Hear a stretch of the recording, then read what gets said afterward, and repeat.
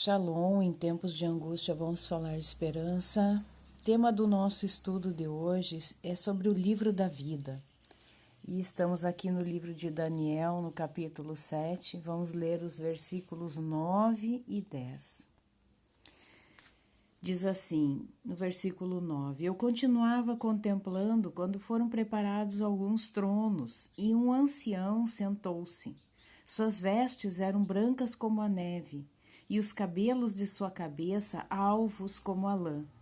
Seu trono eram chamas de fogo com rodas de fogo ardente. Um rio de fogo corria irrompendo diante dele. 1000 milhares o serviam, e miríades de miríades o assistiam. O tribunal tomou assento, e os livros foram abertos.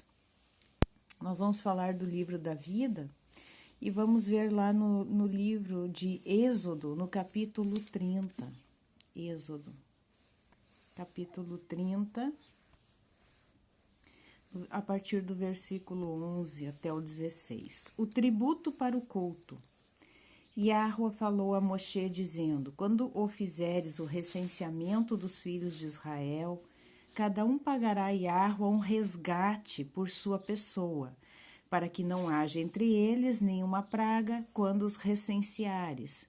Todo que estiver submetido ao recenseamento dará meio ciclo na base do ciclo do santuário, 20 gueras por ciclo. Esse meio ciclo é o seu tributo a Yahweh. Todo que estiver sujeito ao recenseamento de 20 anos para cima dará o tributo a Yahweh.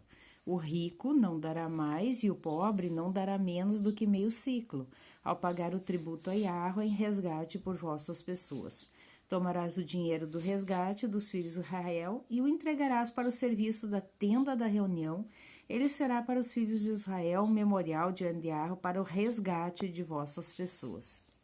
Então, aqui era feito um censo, né? E ali era feito um registro de todos os varões, homens, né? Mulheres não eram contadas, a partir de 20 anos de idade. Na maior parte das vezes, esse censo era realizado para ver o número, né, de homens para o serviço militar. Mas nesse sentido aqui, eles iriam recolher um tributo para o culto. Nós vemos lá na Brit Hadashah que a Rushua, né, também ele pagou esse meio shekel juntamente com Kefa, né? Então, aqui eles eram inscritos, né, num livro, todos aqueles que vinham diante de Yahweh a pagar esse tributo, né, reconhecendo ali a autoridade de Yahweh ali sobre a vida deles, né, era uma forma de reconhecimento. Vamos para Êxodo 32, Êxodo 32, a partir do verso 31. Bom, aí nesse meio tempo aconteceu, né, toda aquela idolatria do bezerro de ouro, tá? Depois vocês podem ler com calma. E aqui Moshe se dirige em intercessão pelo povo. Ele diz assim: Voltou, pois, Moshe a Yahweh e disse: Este povo cometeu um grave pecado ao fabricar um deus de ouro. Agora, pois, se perdoastes o seu pecado, se não, risca-me, peço-te, do livro que escreveste. Tá? Aqui 33 ainda continua. Yahweh respondeu a Moshe: Riscarei do meu livro todo aquele que pecou contra mim. Vai, pois, agora e conduze o povo para onde eu te disse. Eis que o meu anjo irá adiante de ti, mas no dia da minha visita eu punirei o pecado deles. E Yahweh castigou o povo pelo que havia feito com o bezerro fabricado por Arão.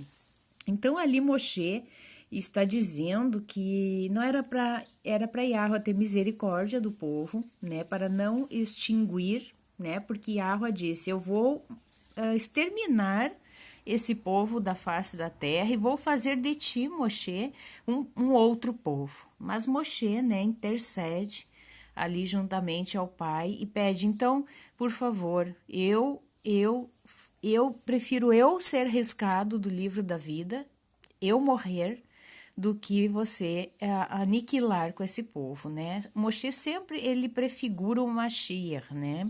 Assim como o Mashiach se deu, né, como capará, como expiação pelo pecado do povo, aqui Moshe está também se ofertando ali a própria vida dele como expiação pelo povo, né? Mas Yahweh não aceita essa solicitação de Moshe, porque na verdade ele prefigura o Mashiach, mas ele não é, o Mashiach que viria para a expiação do pecado, né, de todo aquele que crê.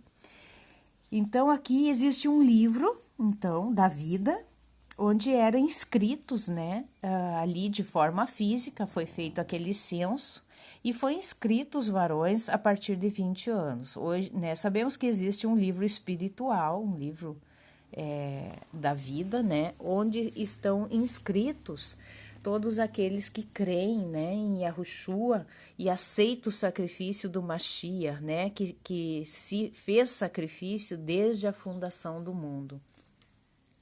Vamos continuar ali em Números 1, só para vocês verem que em Números 1 também tem o censo. Yahweh, o recenseamento.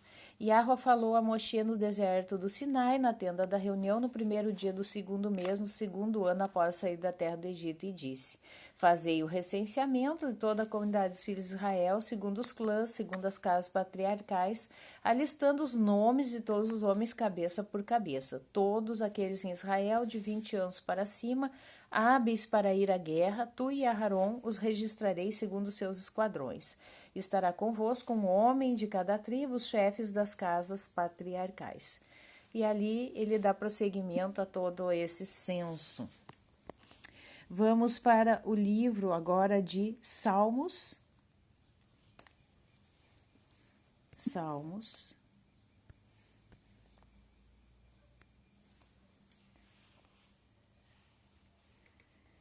Salmo no capítulo 69.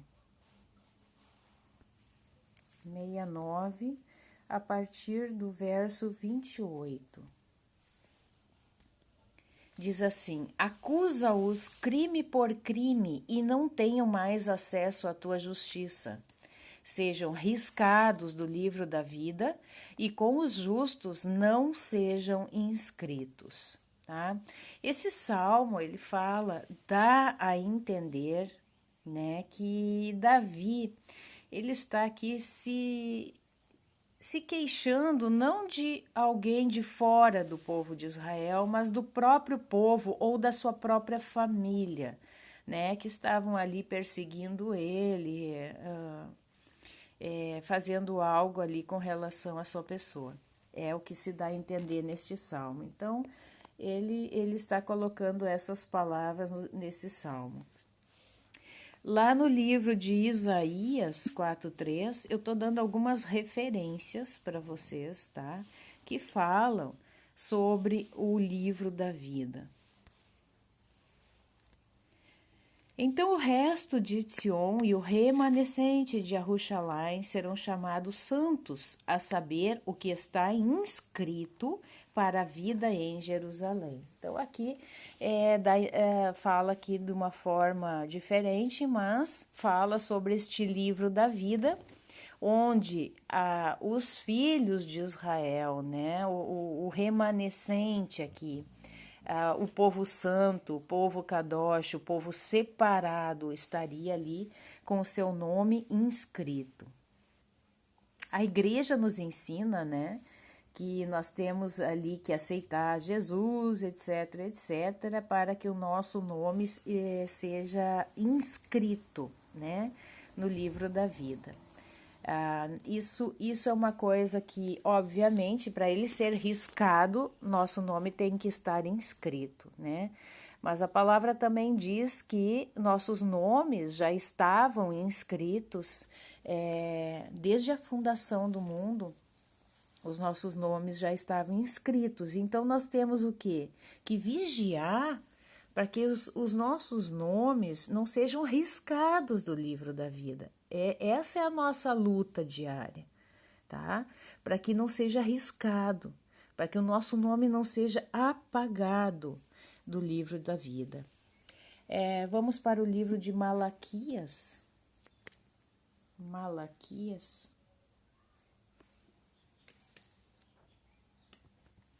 Malaquias 3:16.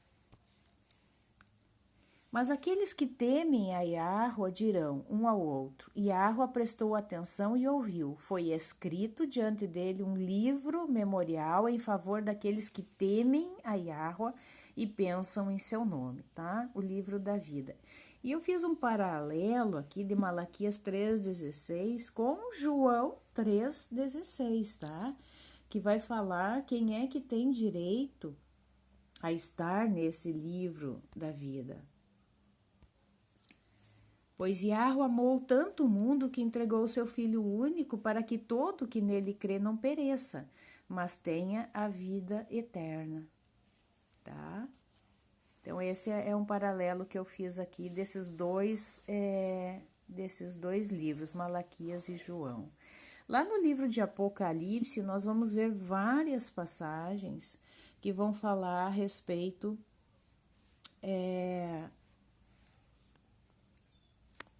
do livro da vida. Vamos começar aqui com o Apocalipse 3:5. O vencedor se trajará com vestes brancas, e eu jamais apagarei seu nome do livro da vida. Proclamarei seu nome diante do meu Pai e dos seus anjos. O próximo é Apocalipse 13:8. Apocalipse 13:8. Adoraram-na, então, todos os habitantes da terra, cujo nome não está escrito desde a fundação do mundo no livro da vida do Cordeiro imolado. Tá? Então, aqui no capítulo 13, está falando... eu sempre digo para ler o contexto, eu não posso ler aqui tudo, porque senão fica muito extenso o vídeo, tá? Então, aqui está falando com relação à besta, e quem adorou a besta aqui são aqueles cujo nome não estavam escritos no livro desde a fundação do mundo, tá? Vamos lá para Apocalipse 17:8. Apocalipse 17:8.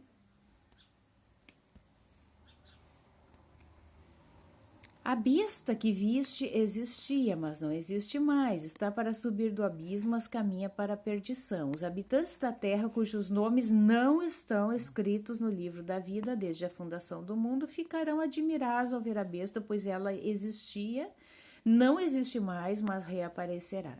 Tá? Então, existe um grupo de pessoas que não tem o nome escrito no livro da vida do Cordeiro, desde a fundação do mundo, veja bem.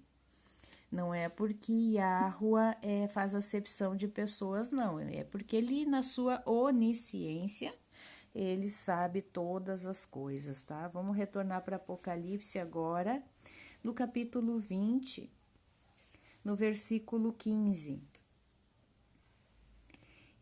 E quem não se achava inscrito no livro da vida foi também lançado no lago de fogo. Quem que foi lançado, né? A morte e o Hades foram lançados no lago de fogo.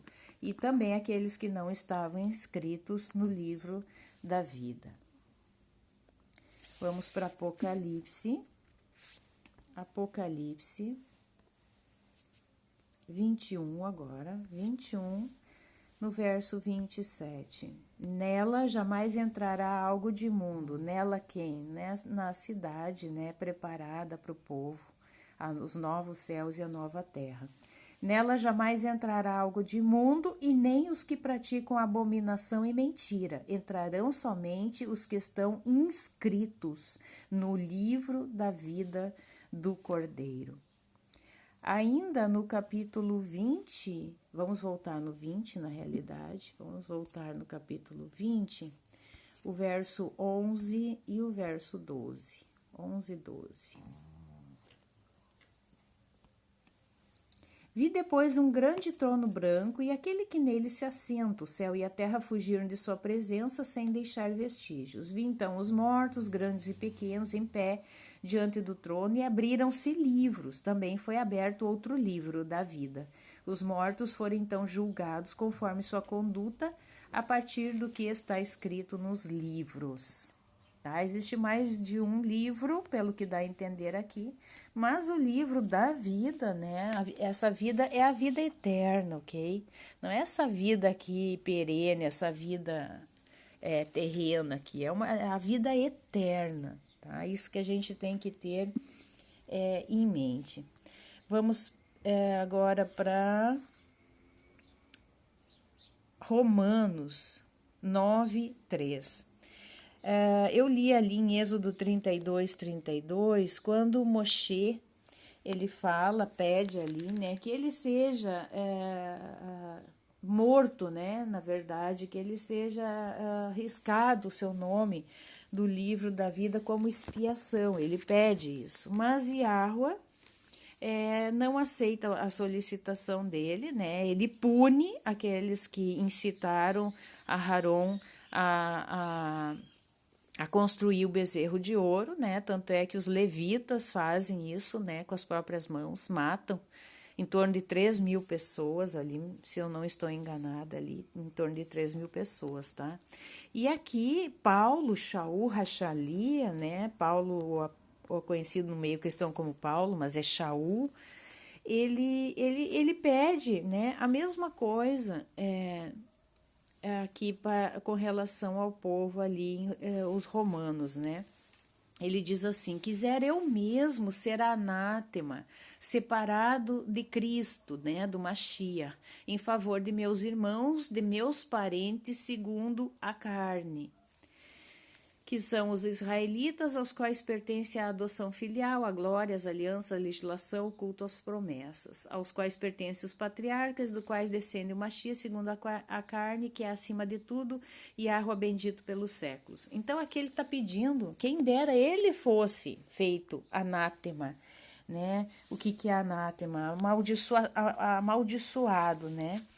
O povo cristão gosta de dizer que Shaul, ele anulou a Torá, né? Isso não é verdade, porque quando ele está dizendo esta frase, quem dera, né? Quisera eu mesmo ser anátema, ele está fazendo um link com a Torá no livro de Levíticos. Vamos ver lá no livro de Levítico, no capítulo 27, no verso 28, que diz assim: contudo, nada do que alguém consagra a Yahweh por anátema pode ser vendido ou resgatado, quer seja homens, animais ou campos do seu patrimônio. Todo anátema é coisa santíssima que pertence a Yahweh.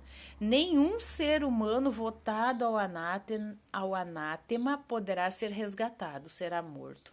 Então, na verdade, aqui no verso 29, é o que Shaul estaria desejando que ele fosse, então, riscado o seu nome do livro da vida, do que todo aquele povo, né, fosse levado à perdição, né? Mas sabe-se que a salvação é algo próprio, é algo individual.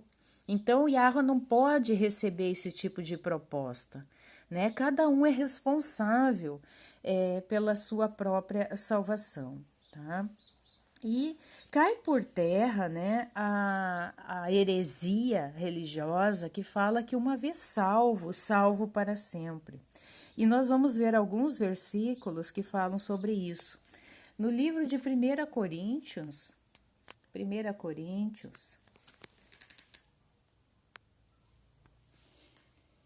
no capítulo 6, verso 9 ao 11, diz assim: então não sabeis, 6, perdi aqui, 6, 9 ao 11. Então não sabeis que os injustos não herdarão o reino de Yahweh? Não vos iludais, nem os impudicos, nem os idólatras, nem os adúlteros, nem os depravados, nem os efeminados, nem os sodomitas, nem os ladrões, nem os avarentos, nem os bêbados, nem os injuriosos herdarão o reino de Yahweh. Tá? Então, o que quer dizer isso aqui? Vamos supor a pessoa começou a sua caminhada, né, a sua techuvá, ela começou bem, mas no meio do caminho ela se tornou um idólatra, ou ela se tornou um adúltero, um depravado, um sodomita, um efeminado, um ladrão, um bêbado, um injurioso. O que isso significa? Significa que porque ele começou bem, ele é salvo? Não. Não importa como a gente começa uma caminhada com Yahweh, nesse caminho da Techuvá. Importa é como terminamos essa caminhada. Tá? O próprio Shaul disse, ali quando ele estava para ser morto, né? Acabei a carreira, guardei a fé. Então, importa como tu acaba a carreira e não como você começou. Então, uma vez salvo, não é salvo para sempre, ok? Judas, nos versos 3 e 5, Judas, né? O Judas tem apenas um capítulo. Então, verso 5, quero trazer-vos à memória, embora já saibais tudo de uma vez por todas, que Yahweh, depois de ter libertado o seu povo da terra do Egito, destruiu os incrédulos. E quanto aos anjos que não conservaram o seu principado, mas abandonaram a sua morada, guardou os presos em cadeias eternas sobre as trevas para o julgamento do grande dia. Vamos aqui o verso, o verso seria o 3, é o 3 aqui. Amados, enquanto estava todo empenhado em escrever-vos a respeito de vossa salvação comum, tive de fazê-lo por uma razão especial, para exortar-vos a combaterdes pela fé, uma vez por todas, confiado aos santos. Então, o que é combater pela fé? Isso faz parte da caminhada, um combate, todo dia, pela fé, andando em santidade, tá? Então, aqui, no verso 5, ele está dizendo que ele está trazendo a memória daquele povo. Ele, depois de ter libertado o povo da terra do Egito, ele destruiu os incrédulos. Isso se referindo à passagem que nós lemos lá atrás da idolatria ao bezerro de ouro. Ele destruiu os incrédulos, tá? Livro de Filipenses. Filipenses.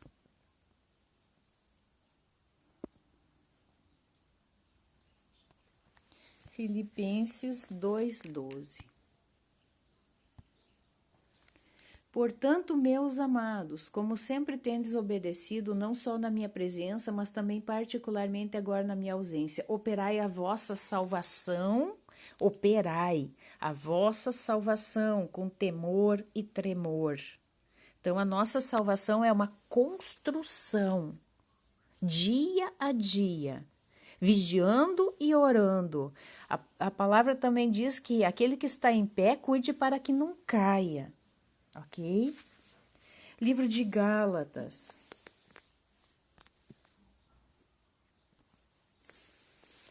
No capítulo 5, verso 19 ao 21.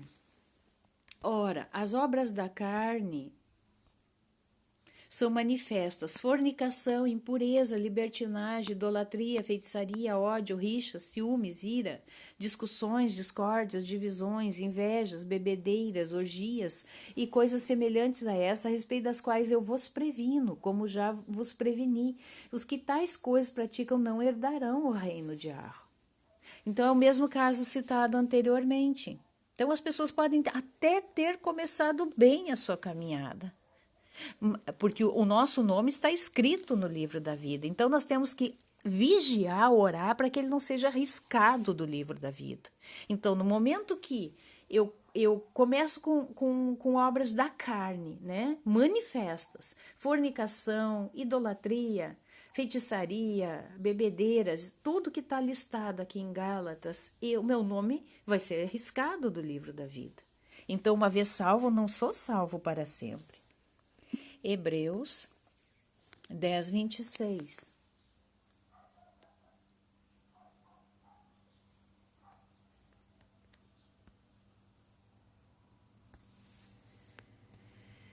Pois, se pecarmos voluntariamente com pleno conhecimento da verdade, já não há sacrifícios pelos pecados. Aguarda-nos apenas um julgamento tremendo e o ardor de um fogo que consumirá os adversários. Então, aqui é claro, né? Que diz o que é apostasia. Aqui, ó, o perigo da apostasia. O que é apostasia? Nós transgredirmos a Torá, é pecarmos, é nós nos afastarmos de Yahweh, é nós nos separarmos dele, tá? Então, uma vez que haja um pecado voluntário e com pleno conhecimento da palavra do Todo-Poderoso, eu tenho conhecimento que eu estou pecando, então já não há mais sacrifícios pelos pecados, tá? Então é riscado realmente o nome do livro da vida. Vamos lá agora para Hebreus, no capítulo 6. Hebreus, no capítulo 6, o 4 ao 6. De fato, os que uma vez foram iluminados, que saborearam o dom celeste, receberam a Ruach HaKodesh, o Espírito do Santo, experimentaram a beleza da palavra de Yahweh e as forças do mundo que há de vir. E não obstante decaíram, é impossível que renovem a conversão uma segunda vez, porque da sua parte crucificam novamente o Filho de Yahweh e o expõem às injúrias. Então, as pessoas acham que elas podem sucessivamente pecarem e nada vai acontecer.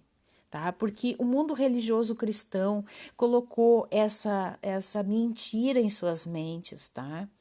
Que tudo é pela graça, que eles podem pecar, que Yahweh é misericordioso. Aqui está explícito, tá? O autor de Hebreus, ele está falando, os que uma vez foram iluminados e saborearam o dom celeste, receberam a Ruach HaKodesh, experimentaram a beleza da palavra de Yahweh e as forças do mundo que há de vir e decaíram. É impossível que renovem a conversão uma segunda vez, porque da sua parte crucificam novamente o Filho de Yahweh e o expõem às injúrias. Então, é muito claro que o autor de Hebreus está falando aqui. Vamos para o livro de 2 Pedro, no capítulo 2, no verso 20. Com efeito, se depois de fugir às imundícies do mundo, pelo conhecimento do Mashiach Yahushua, seduzidos de novo, se deixam vencer por elas, o seu último estado se torna pior do que o primeiro. Assim melhor lhes fora não terem conhecido o caminho da justiça do que após tê-lo conhecido desviarem-se do Kadosh mandamento que lhes foi confiado. Cumpriu-se neles a verdade do provérbio: o cão voltou ao seu próprio vômito e a porca lavada tornou a revolver-se na lama. Não tem nem o que comentar disso, né, gente? É claríssimo. João, no capítulo 15, o verso 1 ao 6. Verso 1 ao 6. Eu sou a videira verdadeira, o meu pai é o agricultor. Todo ramo em mim que não produz fruto, ele o corta. E todo que produz fruto, ele o poda, para que produza mais fruto ainda. Vós já estáis puros, por causa da palavra que vos fiz ouvir. Permanecei em mim como eu em vós, como o ramo não pode dar fruto por si mesmo, se não permanece na videira. Assim também vós, se não permanecerdes em mim. Eu sou a videira, vós os ramos. Aquele que permanece em mim e eu nele produz muito fruto, porque sem mim nada podeis fazer.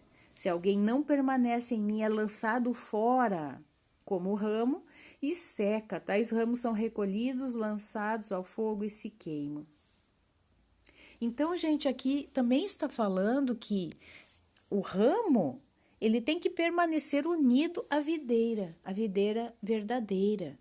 Tá? Ele tem que estar unido. O ramo, se ele se separa da videira, porque ali na videira, nesse ramo principal, é dali que vem o sumo, né? Ali que vem toda a alimentação No caso, né, aqui como uma metáfora dessa videira, tá? Então, o ramo, quando ele se separa, você pode fazer isso aí na sua casa. Se você tiver uma videira, uma parreira, né, como a gente conhece, corta um pedacinho lá do ramo, ele vai secar, ele vai perder a vida, tá? Então, assim somos nós. Se nós nos separarmos da videira verdadeira, nós seremos o quê? Vamos secar, seremos recolhidos, lançados ao fogo e queimarmos, tá? Isso diz respeito a sermos riscados do livro da vida, ok? Em Romanos 11, para nós fecharmos agora esse pequeno estudo. Romanos 11, do 17 ao 22. E se alguns dos ramos foram cortados fora, e tu, oliveira silvestre, foste enxertada entre eles, para te beneficiares com eles da seiva da oliveira, não te vanglories contra os ramos. E se te vanglorias, saibas que não és tu que sustenta a raiz, mas a raiz sustenta a ti. Porém dirás, foram cortados os ramos para que eu fosse enxertada. Muito bem, eles foram cortados pela incredulidade, e tu estás firme pela fé. Não te ensoberbas, mas teme, porque se Yahweh não poupou os ramos naturais, nem a ti poupará. Tá? Então encerramos esse estudo com esse último capítulo de Romanos, tá? Então a gente não tem que se tornar orgulhoso, tá? Se achar o suprassumo, porque nós estamos sujeitos a ter os nossos nomes riscados do livro da vida. Por isso que a gente tem que temer e tremer diante de Yahweh e andar em santidade diante dele. Amém? Aleluia, glórias a ele, né? Poderoso ele é.